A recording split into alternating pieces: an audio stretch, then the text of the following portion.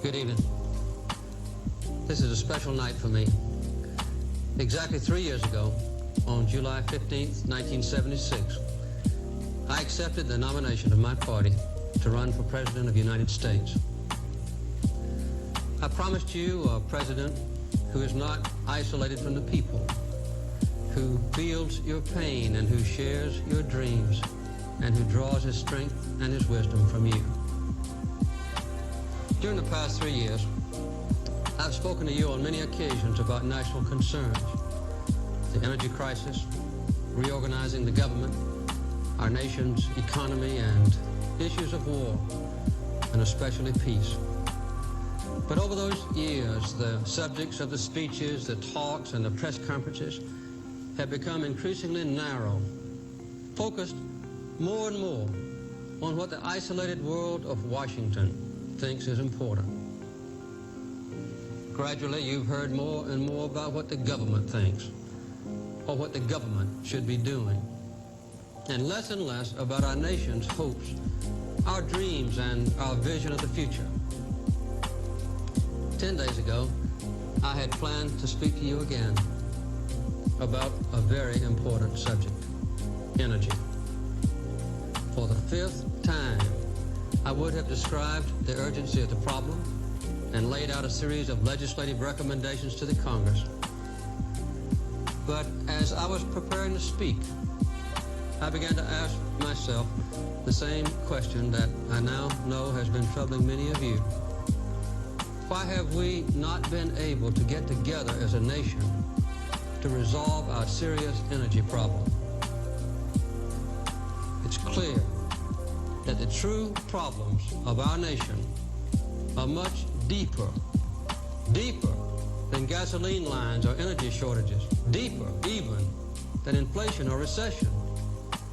And I realize more than ever that as president, I need your help.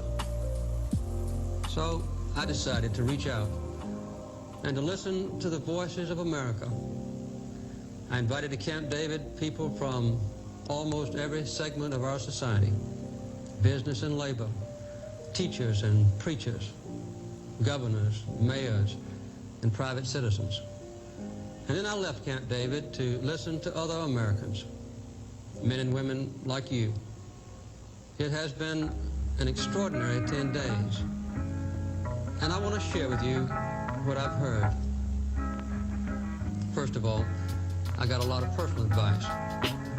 Let me quote a few of the typical comments that I wrote down. This from a Southern governor. Mr. President, you're not leading this nation.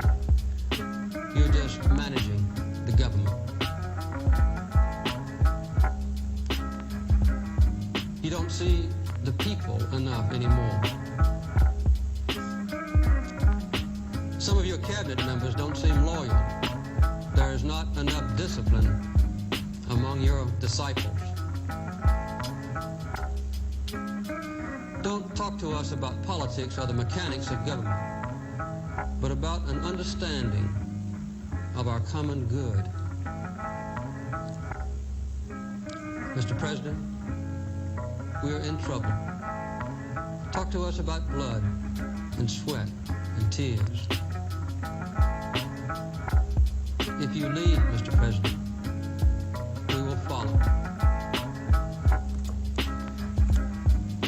Many people talked about themselves and about the condition of our nation. This from a young woman in Pennsylvania. I feel so far from government. I feel like ordinary people are excluded from political power. And this from a young Chicano. Some of us have suffered from recession all our lives.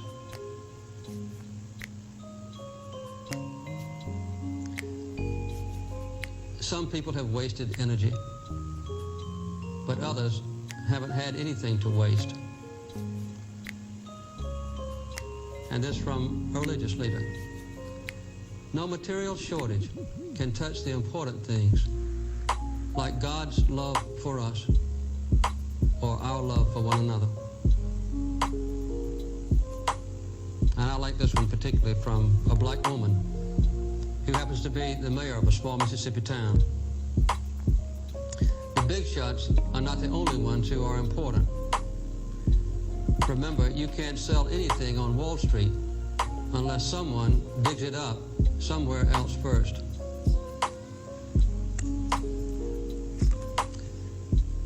This kind of summarized a lot of other statements.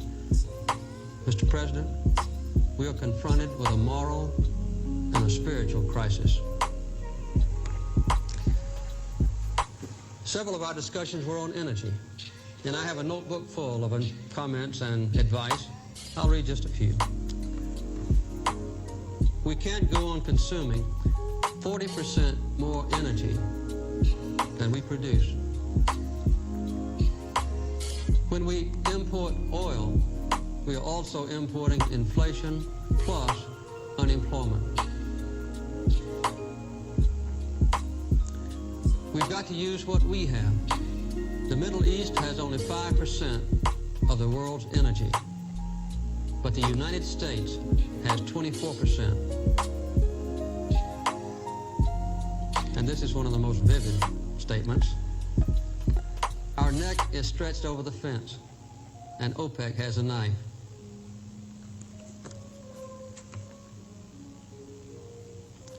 There will be other cartels and other shortages.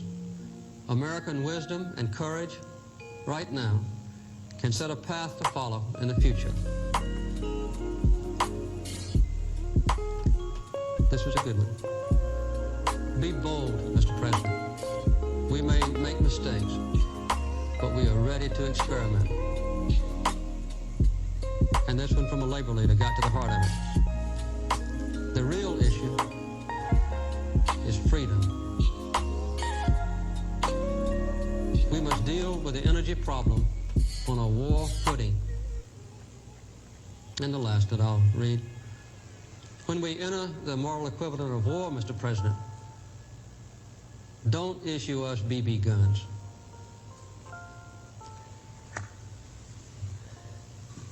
These 10 days confirmed my belief in the decency and the strength and the wisdom of the American people.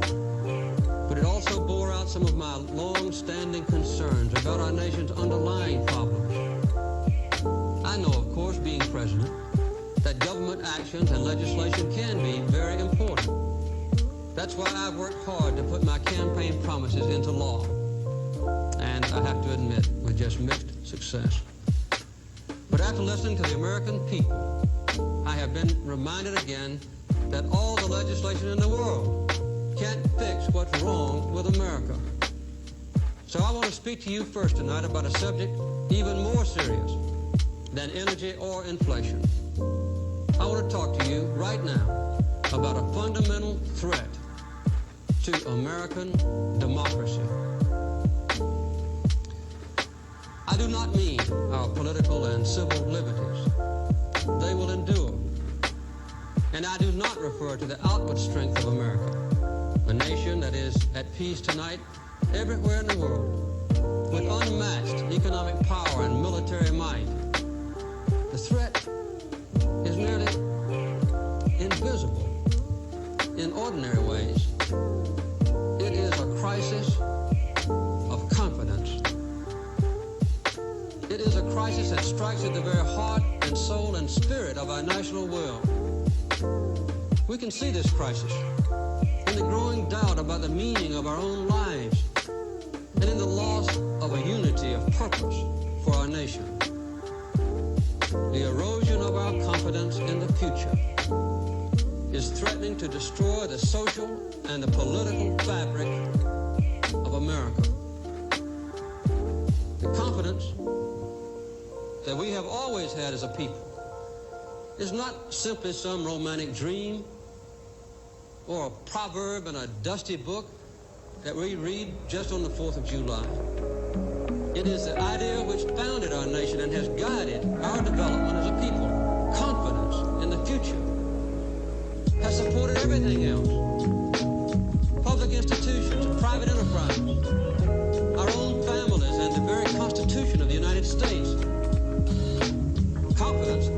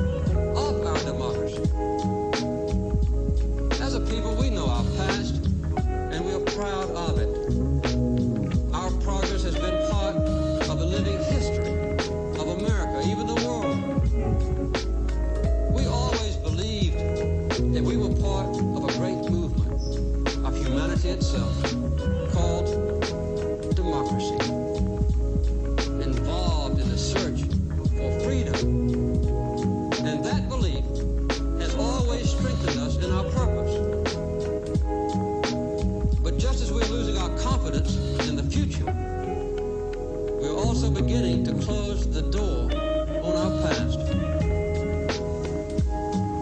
In a nation that was proud of hard work, strong families, close-knit communities, and our faith in God, too many of us now tend to worship self-indulgence and consumption. Human identity is no longer defined by what one does, but by what one owns. But we've discovered that owning things and consuming things does not satisfy our longing for meaning.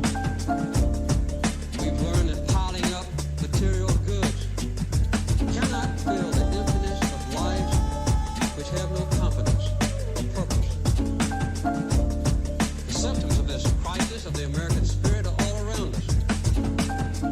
For the first time in the history of our country, a majority of our people believe that the next 5 years will be worse than the past 5 years. 2/3 of our people do not even vote. The productivity of American workers is actually dropping. And the willingness of Americans to save for the future has fallen below that of all other people in the Western world. As you know, there is a growing disrespect for government and for churches and for schools, the news media, and other institutions. This is not a message of happiness or reassurance, but it is the truth, and it is a warning. These changes did not happen overnight. They've come upon us gradually over the last generation. Years that were filled with shocks and tragedy. We were sure that ours was a nation of the ballot, not the bullet, until the murders of John Kennedy and Robert Kennedy and Martin Luther King Jr. We were taught that our armies were always invincible and our causes were always just, only to suffer the agony of Vietnam. We respected the presidency as a place of honor until the shock of Watergate. We remember when the phrase "sound as a dollar" was an expression of absolute dependability, until 10 years of inflation began to shrink our dollar and our savings. We believed that our nation's resources were limitless until 1973, when we had to face a growing dependence on foreign oil. These wounds are still very deep. They have never been healed. Looking for a way out of this crisis, our people have turned to the federal government and found it isolated from the mainstream of our nation's life. Washington, D.C. has become an island. The gap between our citizens and our government has never been so wide. The people are looking for honest answers, not easy answers. Clear leadership, not false claims and evasiveness and politics as usual. What you see too often in Washington and elsewhere around the country is a system of government that seems incapable of action. You see a Congress twisted and pulled in every direction by hundreds of well-financed and powerful special interests. You see every extreme position defended to the last vote, almost to the last breath, by one unyielding group or another. You often see a balanced and a fair approach that demands sacrifice, a little sacrifice from everyone, abandoned like an orphan, without support and without friends. Often you see paralysis and stagnation and drift. You don't like it, and neither do I. what can we do? First of all, we must face the truth. And then we can change our course. We simply must have faith in each other. Faith in our ability to govern ourselves. And faith in the future of this nation. Restoring that faith and that confidence to America is now the most important task we face. It is a true challenge of this generation of Americans. One of the visitors to Camp David last week put it this way: we've got to stop crying and start sweating. Stop talking and start walking. Stop cursing and start praying. The strength we need will not come from the White House, but from every house in America.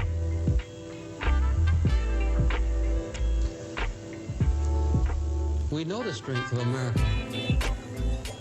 We are strong. We can regain our unity. We can regain our confidence. We are the heirs of generations who survived threats much more powerful and awesome than those that challenge us now. Our fathers and mothers were strong men and women who shaped a new society during the Great Depression, who fought world wars, and who carved out a new charter of peace for the world. We ourselves are the same Americans who just 10 years ago put a man on the moon. We are the generation that dedicated our society to the pursuit of human rights and equality. And we are the generation that will win the war on the energy problem, and in that process rebuild the unity and confidence of America.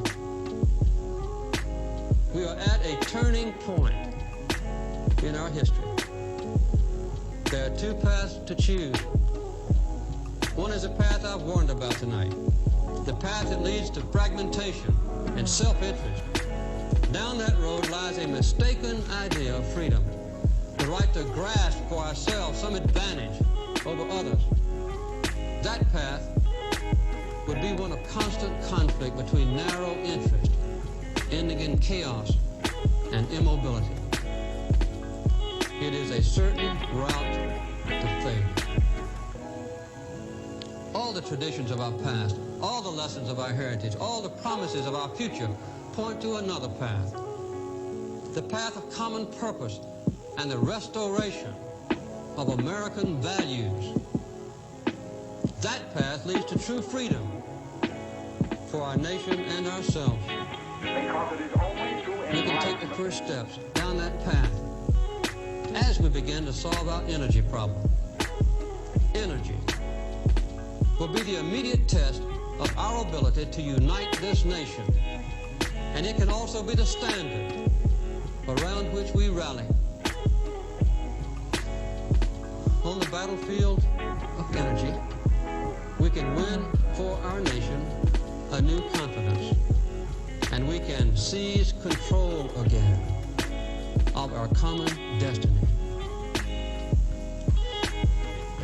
In little more than 2 decades, we've gone from a position of energy independence to one in which almost half the oil we use comes from foreign countries at prices that are going through the roof.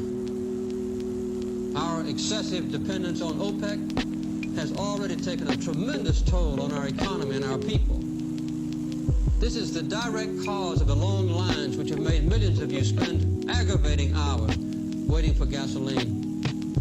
It's a cause of the increased inflation and unemployment that we now face.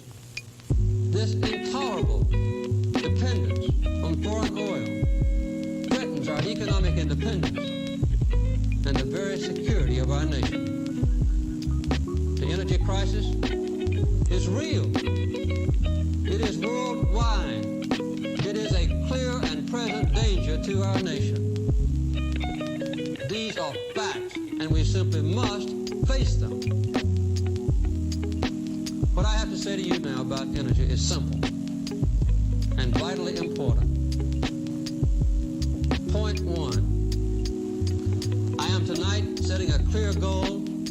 energy policy of the United States. Beginning this moment, this nation will never use more foreign oil than we did in 1977. Never. From now on, every new addition to our demand for energy will be met from our own production and our own conservation. The generation-long growth in our dependence on foreign oil will be stopped dead in its tracks right now. And then reversed as we move through the 1980s. For I am tonight setting the further goal of cutting our dependence on foreign oil by 1/2 by the end of the next decade, a saving of over 4.5 million barrels of imported oil per day. Point 2. To ensure that we meet these targets, I will use my presidential authority to set import quotas. I'm announcing tonight that for 1979 and 1980, I will forbid the entry into this country of 1 drop of foreign oil more than these goals allow. These quotas will ensure a reduction in imports even below the ambitious levels we set at the recent Tokyo summit.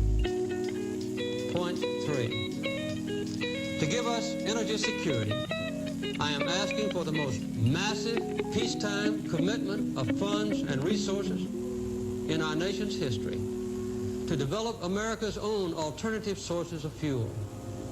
From coal, from oil shale, from plant products for gasohol, from unconventional gas, from the sun. I propose the creation of an energy security corporation to lead this effort to replace 2.5 million barrels of imported oil per day by 1990. The corporation will issue up to $5 billion in energy bonds. And I especially want them to be in small denominations so that average Americans can invest directly in America's energy security. Just as a similar synthetic rubber corporation helped us win World War II, so will we mobilize American determination and ability to win the energy war.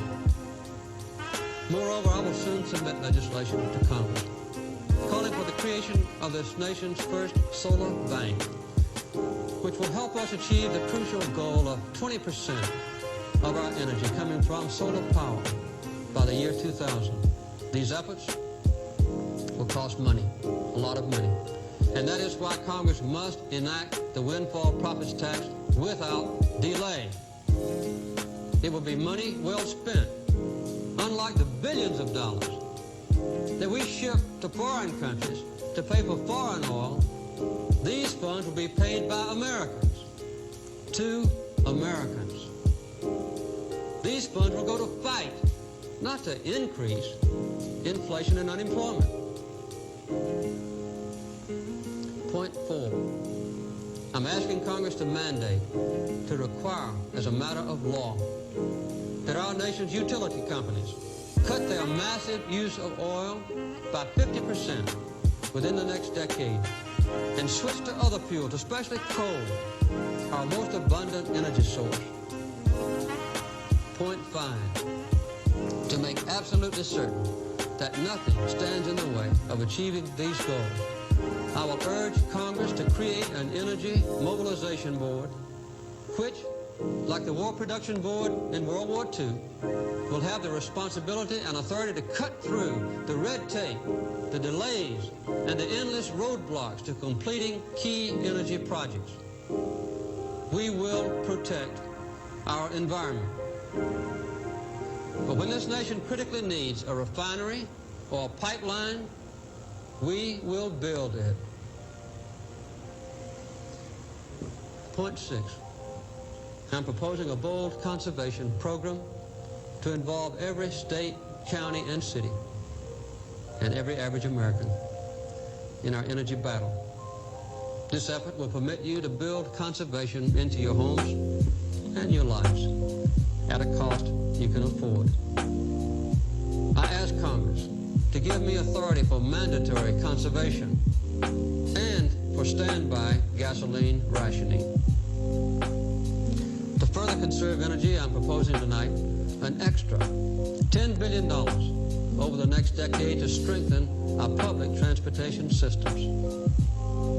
And I'm asking you, for your good and for your nation's security, to take no unnecessary trips, to use carpools or public transportation whenever you can, to park your car one extra day per week, to obey the speed limit, and to set your thermostats to save fuel. Every act of energy conservation like this is more than just common sense. I tell you, it is an act of patriotism. Our nation must be fair to the poorest among us. So we will increase aid to needy Americans to cope with rising energy prices. We often think of conservation only in terms of sacrifice. In fact, it is the most painless and immediate way of rebuilding our nation's strength. Every gallon of oil each one of us saves is a new form of production. It gives us more freedom, more confidence, that much more control of our own lives. So the solution of our energy crisis can also help us to conquer the crisis of the spirit in our country. It can rekindle our sense of unity, our confidence in the future, and give our nation and all of us individually a new sense of purpose. You know we can do it. We have the natural resources. We have more oil in our shale alone than several Saudi Arabias. We have more coal than any nation on earth. We have the world's highest level of technology. We have the most skilled workforce with innovative genius.